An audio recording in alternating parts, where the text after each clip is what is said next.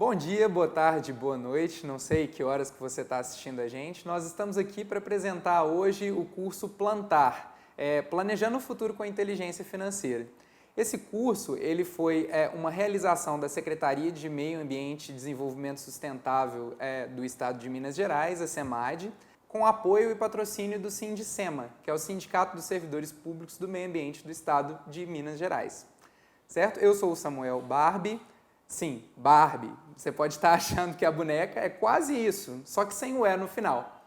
Eu sou gerente de informações econômicas da Arsai, trabalho com saneamento há mais ou menos uns 9 anos e tenho um interesse muito grande por ser economista nessa parte de planejamento e de inteligência financeira.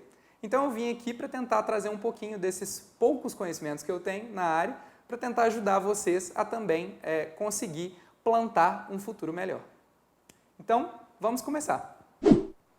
Bem, gente, então vamos começar com o curso agora falando um pouquinho sobre a introdução, sobre as coisas pelas quais me levaram a construir essa aula e apresentar esses conhecimentos para vocês.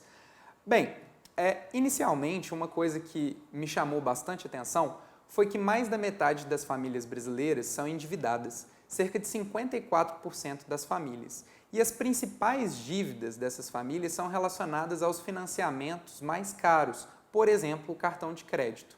Hoje, a gente está gravando no dia 31 de outubro de 2019 e ontem, no dia 30, a Selic, que é a taxa básica de juros da economia, acabou de cair para 5%, enquanto os juros de cartão de crédito ao ano são de 340% ao ano.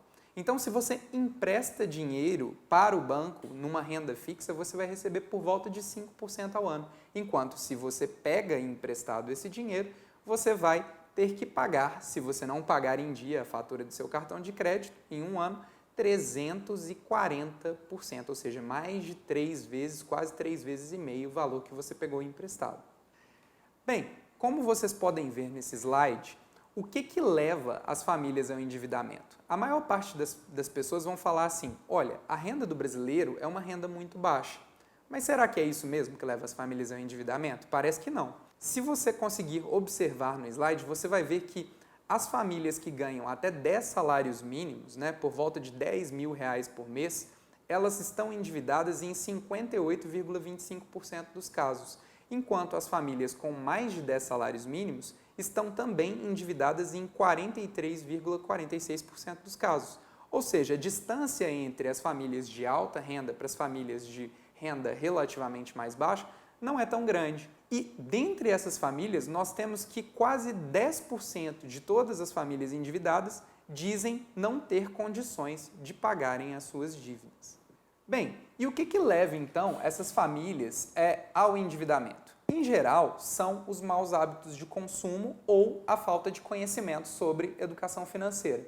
E é por isso que a gente sentiu uma demanda muito grande entre os servidores do Estado de Minas Gerais de entender um pouco mais sobre esse aspecto da educação financeira e levá-los a ter melhores hábitos de consumo, se endividarem menos e plantarem realmente um futuro melhor, Então, a gente precisa saber o seguinte: na economia, há 2 tipos de pessoas, somente 2 tipos de pessoas. Aqueles que são os emprestadores e aqueles que são os tomadores de empréstimos.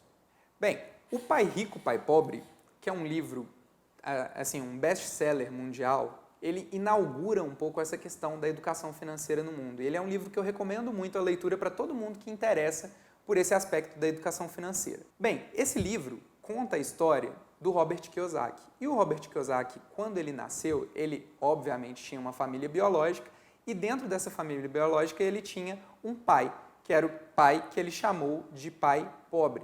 Enquanto o melhor amigo dele tinha um outro pai que também ensinava e dava muitas orientações ao Robert, que era o pai rico, eu não gosto muito dessa nomenclatura de pai rico, pai pobre, porque ela rotula as pessoas.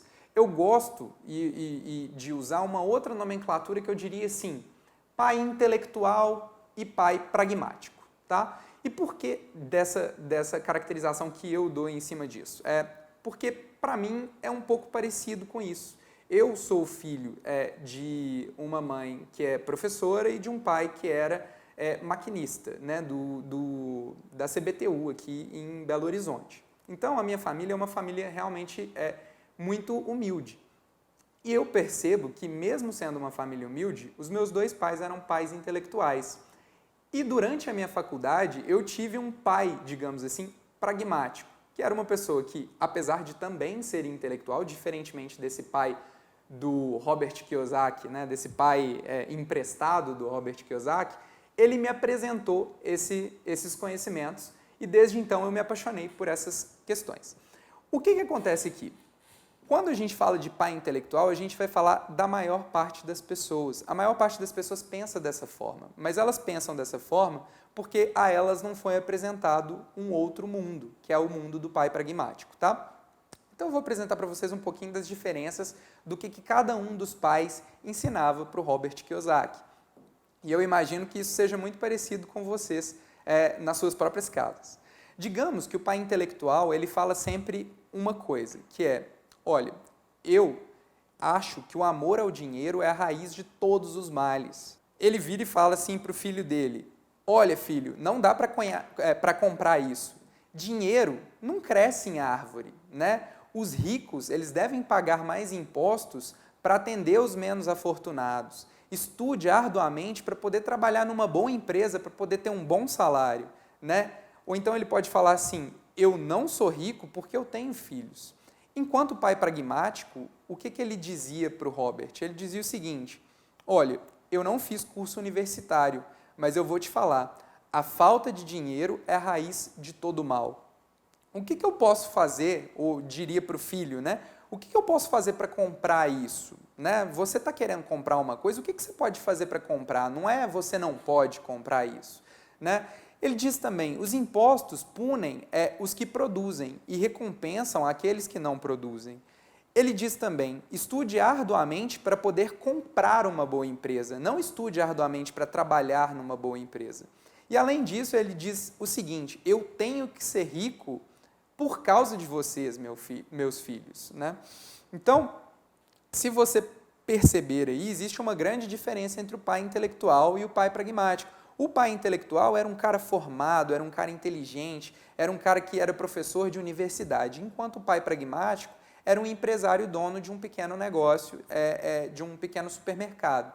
E aí, o pai intelectual continuava: em questões de dinheiro, seja cuidadoso, não se arrisque.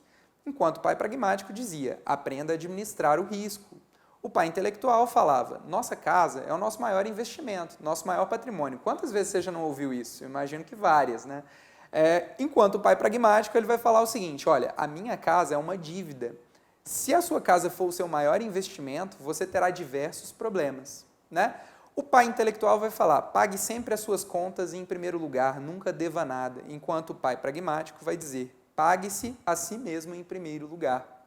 O pai intelectual vai falar: o governo deve cuidar de você e de suas necessidades. O pragmático vai falar: você deve ter autossuficiência. Você deve ter autossuficiência financeira.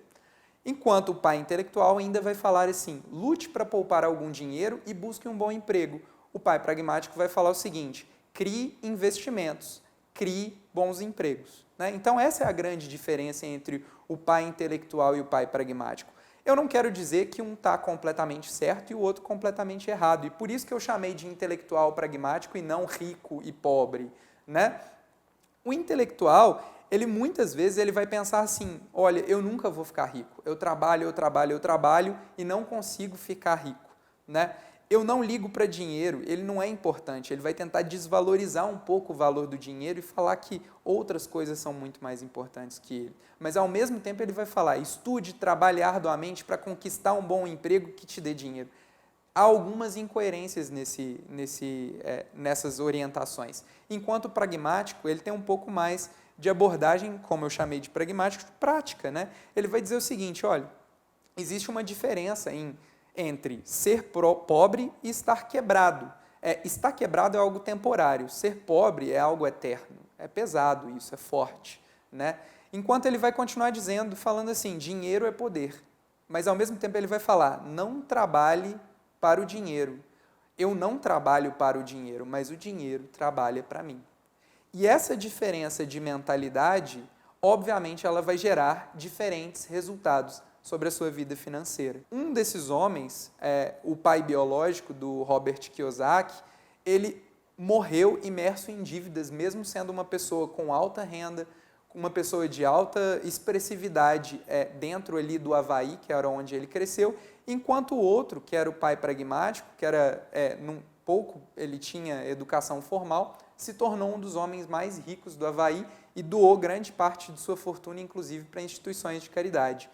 A grande questão aqui é o conhecimento que você precisa ter de educação financeira e do dinheiro e do funcionamento do dinheiro, porque o uso incorreto do dinheiro vai te levar a um resultado muito ruim, ou o uso correto do dinheiro pode te levar para um resultado muito bom.